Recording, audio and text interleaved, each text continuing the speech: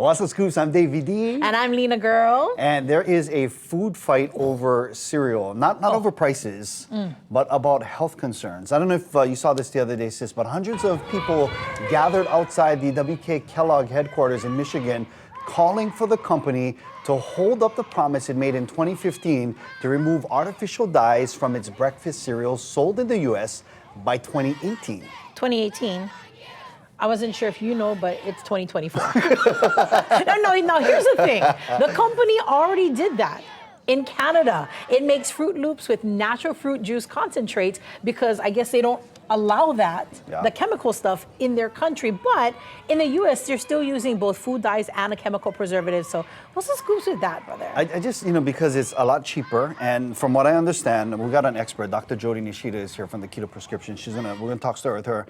But from what I understand, it's they have like 10,000 chemicals in our foods in the United States, but only like 400 in Europe. And many of them have been banned. But that's because those countries will ban it. Yeah, you know what I mean? And they won't allow those foods. So in order for our U.S. guys to be able to export their stuff into those countries, they got to make those changes, They got to change up the recipe. Right. Well, Kellogg's insisted its products are safe for consumption, saying its ingredients meet the federal standards set by the Food and Drug Administration.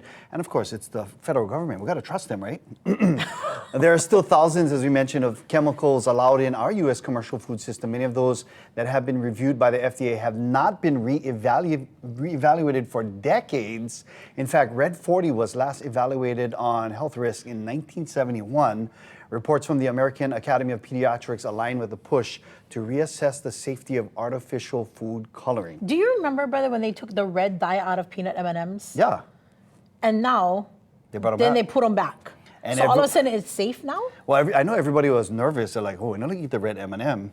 But then, after a while, you just kind of get used to it, and then you're just like, oh, red M&M. Yeah, and then Christmas comes, and you got to have green and red, and then Valentine's comes, and you got to have red and pink, and that kind of stuff. Well, I'm hoping that a change will be made, of course, with 400,000 people signing this petition. Hopefully, Kellogg's, gets the message.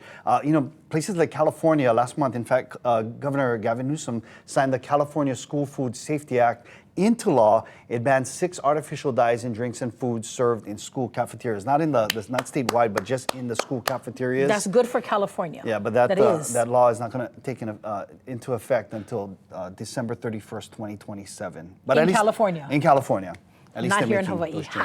Anyway, like I said, we got our expert coming up, Dr. Jody from the Keto Prescription. We'll get some insight, talk story with her in a bit.